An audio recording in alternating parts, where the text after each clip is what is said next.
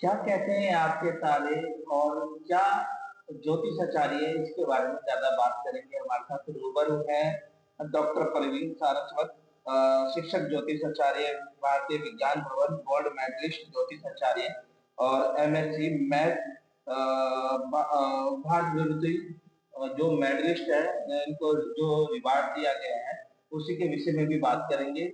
और ज्यादा बात करते हुए करते हैं सबसे बात कि सर किस तरीके से जो ये आपको विभूति मिली हुई है इनके बारे में कुछ बताएं। नमस्कार, आपका बहुत बहुत स्वागत और सम्मान कि आपने एक बहुत गूढ़ विषय के बारे में, जिसे हम ज्योतिष कहते हैं, उसके बारे में जानने का प्रयास किया। दोस्तों, मेरा नाम डॉक्टर प्रवीण सारस्वत है। मैं भारतीय विद्या भवन में शिक्षक हूँ और लगभग पिछले 20 साल से ज्योतिष और ज्योतिष से जुड़े हुए विषयों में, अकल्ट साइंस में अध्ययन कर रहा हूँ और यहाँ पर भारतीय विद्या भवन में एक शिक्षक के रूप में अपना योगदान दे रहा हूँ। दोस्तों, ज्योतिष ग्रह, राशि, नक्षत्रों की एक स्थिति विशेष होती है जिसका मानव जीवन पर प्रभाव क्या पड़ेगा। ये ज्योतिष की अनेक विधाओं, यानी जैसे ज्योतिष, जिसे हम पराशर ज्योतिष कहते हैं, अंकशास्त्र, वास्तुशास्त्र, हस्तरेखा या सामुद्रिक शास्त्र, इसके माध्यम से जाना जाता है।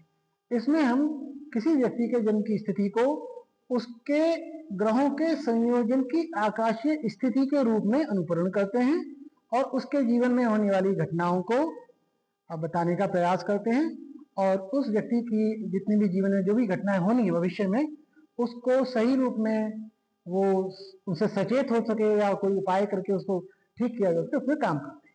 सर ज्योतिष आचार्य की आप तौर पे काम कर रहे हैं, तो ज्योतिष की कब स्थापना हुई थी और कब से इसकी शुरुआत हुई थी? बहुत अच्छा क्वेश्चन। हमारे ब्रह्मा जी ने ज्योतिष का पहला ज्ञान नारद मुनि को दिया। नारद मुनि से ज्ञान शौनक और शौनक ऋषि से आगे घूमता हुआ आचार्य वशिष्ठ, उनके पुत्र शक्ति और उनके जो पौत्र थे पराशर ऋषि। पराशर ऋषि को फादर ऑफ एस्ट्रोलॉजी कहा जाता है। पराशर ऋषि ने ज्योतिष के बारे में बहुत काम किया और लगभग 60,000 श्लोक उन्होंने लिखे, जिसमें कि मात्र 1600 श्लोक जो है आज की डेट में हमारे पास उपलब्ध हैं और जिस पर हम काम कर रहे हैं। पराशर ने आगे मैत्रेय और अन्य ऋषियों को ये ज्ञान देते हुए ज्योतिष को आगे बढ़ाया। समय काल देश काल परिस्थिति के अनुसार आर्यभट्ट, बारामीर, मंतेश्वर महाराज और वर्तमान युग में प्रोफेसर के एन राव जी ने ज्योतिष को बहुत नई ऊंचाइयों पर ले जाने का काम किया और जन सामान्य के बीच में इसको फैलाने का काम किया। सबसे ज्यादा भरोसा किस पद्धति पे किया जाता है? जी, जो कहते हैं कि पराशर ज्योतिष is the mother of all occult science. जो ये एस्ट्रोलॉजिकल जो ज्ञान है, ये एस्ट्रोनॉमी पर बेस्ड है, यानी जो आपकी ग्रह की स्थितियां हैं जिस पर नासा इनका अध्ययन करता है, तो सारी पद्धतियों में सबसे ज्यादा पराशर ज्योतिष को महत्व दिया जाता है। तो सर जो लोगों की समस्या तकरीबन आजकल देखा जा रहा है कि उनके साथ कोई दोष, शनि दोष बोला जाए या पैसे को लेकर प्रॉब्लम होती है, तो कोई ऐसा आपकी तरफ से कोई गुरु मंत्र या ऐसी कोई विधि बताना चाहे दर्शकों को ताकि उन तक वो ये मैसेज पहुंच सके। जी बिल्कुल। देखिए, आजकल ना लौकिक वातावरण में हर व्यक्ति के सामने पैसा एक बहुत बड़ी समस्या है ही, लेकिन हमें इस बात का भी ख्याल रखना है कि ज्योतिष के जो नियम हैं उन्हीं को हम माने। फॉर एग्जाम्पल, आजकल लोगों को बहुत भ्रमित किया जा रहा है कि काल सर्प दोष, जबकि वास्तव में काल सर्प दोष होता ही नहीं है। ज्योतिष की किसी भी पुरानी या प्राचीन पुस्तक में काल सर्प दोष का जिक्र ही नहीं है। काल सर्प दोष होता ही नहीं है, लेकिन लोग उससे ज्यादा प्रभावित होते हैं। कहीं पर मांगलिक दोष के नाम से बताया जाता है। अब मंगल अगर कुर्सी कुंडली में 6 भाव में है, तो इसका मतलब यह है कि पूरी दुनिया की आधी जनसंख्या मांगलिक दोष से पीड़ित है। तो उसका भी हमें कोई इतना विचार नहीं करना चाहिए। हाँ, सबसे पहले है कि हमारे क्रियमाण कर्म होते हैं, हमें अपने कर्म अच्छे रखने हैं, अपने को सकारात्मक रखना है। हाँ, यदि किसी को पैसे से संबंधित कोई समस्या है या किसी के कोई काम रुके हुए हैं, तो उनके कुछ स्थान विशेष है, वहां जाएं। जैसे अगर किसी का लगता है कि उसका कुछ पैसा वापस नहीं आ रहा या उसका कहीं पैसा फंस गया है, तो बिल्कुल वो खाटू श्याम जाए।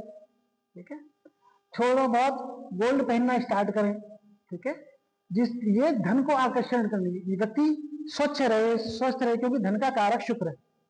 अगर आप स्वच्छ रहते हो, इत्र का प्रयोग करते हो, परफ्यूम्स को यूज करते हो, अपनी गाड़ी को, अपने घर को क्लीन करते हो, तो आपको अपनी गाड़ी को, अपने घर को क्लीन करते हो तो आपका शुक्र बहुत मजबूत होता है। तो शुक्र मजबूत होगा तो आपके घर में धन आगमन होगा। दिन में बिल्कुल ना सोएं। अगर दिन में सोते हैं तो शनि एक ग्रह है जो सबसे स्लो मूविंग प्लेनेट है, तो उसका ख्याल रखना है हमें। बड़े बुजुर्गों को आदर सम्मान देना है। जो लोग श्रम करते हैं उनका पैसा कभी नहीं मांगना। शनि का उपाय होगा, शनि और आप शुक्र करें, आपको काम के भी मौके मिलेंगे और आपके घर में धन वैभव भी आएगा। और सर इसी बात पे और ज़्यादा चर्चा करते हुए कि सर ज्योतिष पे ज़्यादा विश्वास करते हैं लोग या टैरो कार्ड पे, या जिस तरीके से अंकान जो अंक अंक के विज्ञान। बारे में बात करते हैं, तो किस पे ज़्यादा लोग आज भरोसा करते हैं? आज वास्तव में कोरोना के बाद सारी पद्धतियां बड़ी फल फूल रही हैं। ज्योतिष में गणितीय क्रियाएं बहुत ज्यादा है। आपने सुना होगा, आज तक कोई भी ज्योतिषी ऐसा नहीं रहा जो गणितज्ञ ना हो। वारामिहिर राजा विक्रमादित्य के दरबार में गणितज्ञ थे। आर्यभट्ट जिन्हें शून्य की खोज की वो गणितज्ञ थे। राज साहब गणितज्ञ हैं।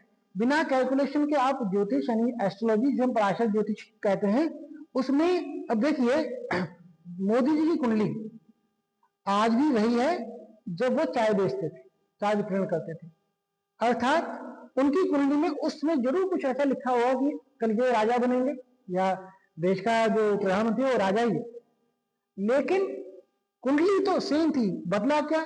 उसमें दशाएं, महादशाएं, अंतरदशाएं, ये सब चीजें बदली, प्रत्यंतर दशाएं।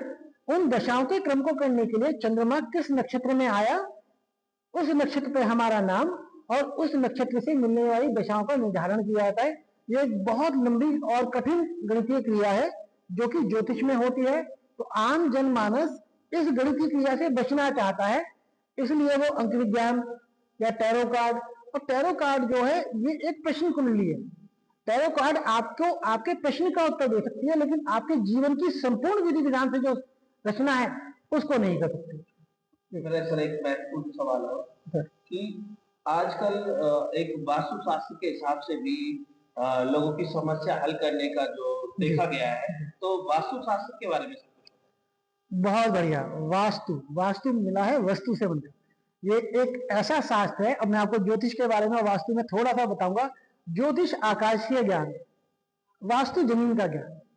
वास्तु में, ज्योतिष में हम मन से सोचते हैं ये ग्रह यहाँ होगा, इस तरह की पोजीशन होती है। वास्तु में साफ दिखता है। हमारे घर का एक वास्तु होता है, वास्तु दिशाओं की होती है। हमारा जितना साइंटिफिक फील्ड है, हमें दक्षिण में सिर करके सोना चाहिए, उत्तर में करनी, क्योंकि मैग्नेटिक इफेक्ट एक आता है उस समय।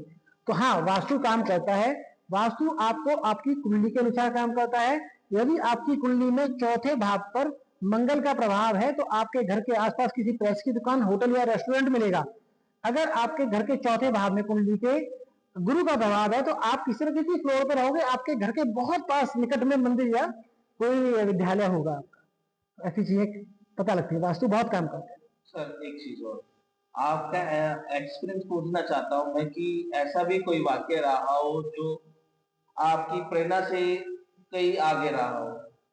जी, ऐसे आमतौर पे बहुत सारे वाकये आते रहते हैं। अभी कुछ दिनों पहले की बात है, 6 महीने पहले एक बच्चा एक डिप्रेशन में आया था मेरे पास। उसने कहा था वो विदेश जाना चाहता है, लेकिन उसके सेमेस्टर की डेट निकल गई, वीजा वीजा उसका लगा नहीं, और वो बहुत ज्यादा परेशान था। मतलब वो रियल में डिप्रेशन में जा रहा था। मैंने उसको बोला कि तुम्हारी क्लास कब से स्टार्ट होगी यूके में? तो उसने कहा सर 3 फरवरी को स्टार्ट होगी।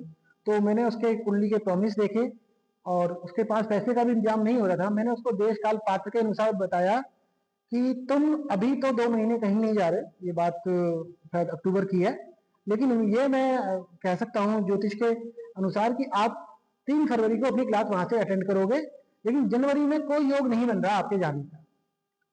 तो वो निराश तो हुआ, लेकिन गणित में जो कहा वो मैंने कहा। उसका 27 तारीख को मैसेज आया कि सर मेरे को बुलाया गया, आज मेरा वीजा लग रहा है। और मैं एक बहुत बड़ी क्लास ले रहा था ऐसे ऑनलाइन थी, उसमें अलग अलग देशों के बहुत सारे लोग थे। उसने वो क्लास में आया 31 तारीख को, गाड़ी में बैठा हुआ था, और उसने कहा कि सर आपने बिल्कुल सही कहा। मेरे पास रिकॉर्डिंग भी है उस घटना की कि आपने बिल्कुल सही कहा। और आज मैं अपने घर से गाजियाबाद से निकला हूँ एयरपोर्ट के लिए। निकला 31 को, फ्लाइट मेरी 1 फरवरी की ही है 3:30 बजे की, और वो 3 तारीख को अपने क्लासरूम में यूक्रेन में बैठा। सर, अगर पुराने काल की बात करें तो कहीं न कहीं जो पुराने काल का जो वेद तो हमारे सनातन साहित्य की नींव है। हमारी जो गणनाएं हैं, इंग्लिश में आप गणना स्टार्ट करोगे, प्रारंभ करोगे तो मिलियन मिलियन पे खत्म हो जाती है। हमारे यहाँ अरब, 10 अरब, खरब, 10 करोड़, नील, शंख, महाप, कल कहाँ तक की बहुत सारी कैलकुलेशन है। इसी यजुर्वेद में से आचार्य लगन ने संरचना निकाली है, और केवल अंकों की संरचना आपको यह बता देगी व्यक्ति का व्यक्तित्व कैसा होगा। जिसका मूलांक 1 होगा न्यूमरोलॉजी में, एक कैसी है, एक सीधी, और एक है राजा, तो वो अपनी बात को लेकर बहुत स्ट्रेट फॉरवर्ड होगा। वो किसी 2 नंबर में कर्म आ रहा है, 2 नंबर मन का कारक है। अब देखिए, आपने देखा होगा 1 नंबर राजा नहीं, सूर्य है। सूर्य को आप देखें, सूर्य का आकार नहीं बदलता, सुबह से शाम तक सूर्य गोल ही रहेगा, लेकिन स्वभाव बदलेगा, उसके रंग बदलेंगे, जैसे आपके पिता के बनते हैं। और चंद्रमा, चंद्रमा क्या है, चंद्रमा 2 नंबर, हमारे मन दो, हमारे विचार दो, हमारे जीने की संरचनाएं दो हैं। तो उसमें वो मूड स्विंग होता है ना, हाइपर, 15 दिन शुक्ल पक्ष, 15 दिन कृष्ण पक्ष, 2 पक्ष, जहां भी 2 आएगा वो चंद्रमा से संबंध आ जाएगा, और वो मन का कारक होगा। आपको बता दूं, पागल खाने में रहने वाले पागलों की, उनके डॉक्टरों की कुंडलियां एक ही होती है जी। लास्ट सवाल मेरा सर कि अगर आप लोगों से जैसे कि क्लास के माध्यम से अगर कोई जुड़ना चाहे कि भई अब मुझे ये चीज़ें सीखनी है, तो वो कैसे आपसे संपर्क करें या तो आप अपना कॉन्टैक्ट नंबर बताएँ? जी, अगर जिन मेरे मित्रों को एस्ट्रोलॉजी, न्यूमरोलॉजी या वास्तु में रुचि है, और वास्तव में गणितीय पद्धति से सीखना चाहते हैं, तो आप मेरी टीम से परिचय आप कर सकते हैं, और आप मोबाइल नंबर 9996665115 के माध्यम से जुड़ सकते हैं। ये अंक विज्ञान संस्थान एक ऑनलाइन प्लेटफॉर्म है, जो आपको सिखाता है क्लास करना, और आपको वहाँ मेरी टीम पूरी जानकारी देगी, और आपको ये ज्योतिषी यात्रा बहुत बहुत सफल और सुखद बनाए। हमारे साथ मौजूद हैं भारतीय विद्या भवन से कुछ शिष्य मौजूद हैं, तो आपका जो लाइफ चेंज का था कि किस तरीके से आपका रुझान ज्योतिष आचार्य की तरफ पड़ा, तो कुछ अपने बारे में बताएं। Sir, to be as an introduction, my name is Kajal Chopra. So आजकल सोशल मीडिया बहुत एक इम्पोर्टेंट रोल हमारी लाइफ में प्ले करता है, तो वहीं से कनेक्टेड कुछ ना कुछ मैंने ऐसे वीडियोस देखी जिनसे मुझे काफी इंटरेस्ट डेवलप हुआ, एंड स्लोली एंड ग्रेजुअली मुझे पता चला कि यहाँ पे भारतीय विद्या भवन में क्लासेस होती हैं। तो मेरे फ्रेंड ने मुझे रिकमेंड किया, सर के बारे में बताया, प्रवीण सर। वो इनकी स्टूडेंट रह चुकी है, एंड कुछ मुझे मैंने सोचा चलो आकर एक इंट्रोडक्टरी क्लास लेते हैं, एंड उस क्लास के बाद डेफिनेटली मेरे को चीजों को देखने का जो नजरिया है वो चेंज हुआ, और मुझे लगा कि शायद ये एक फील्ड है, मुझे एक्सप्लोर करना चाहिए। सो तभी से मैंने अपने आप को यहाँ एनरोल किया और क्लासेस स्टार्ट की। तो सर का मार्गदर्शक में आपने अभी तक क्या सीखा और कितना आपको सीखने का अनुभव कैसा रहा आपका? अनुभव तो कह लो बहुत अच्छा है, क्योंकि ये एक ऐसी स्टडी है, एक ऐसी नॉलेज है जो मतलब जितना सीखते जाओ कम है। तो अभी तक हमने ग्रहों के बारे में पढ़ा, न अंकों के बारे में पढ़ा, सो उनका क्या हमारी लाइफ पे इम्पैक्ट है, और कैसे हम उनसे प्रभावित हैं। तो अभी बहुत कुछ है पढ़ने का, सीखने का, जो कि हम सीख भी रहे हैं, और होपफुली काफी कुछ और आएगा सीखने के लिए। कुछ ऐसी चीजें जो हम भी नहीं जानते और परवीन सर को भी वाकई नहीं पता, लेकिन आप लोगों को ज्यादा बेस्ट पता होगा कि कुछ ऐसी खूबियां जो इनके बारे में।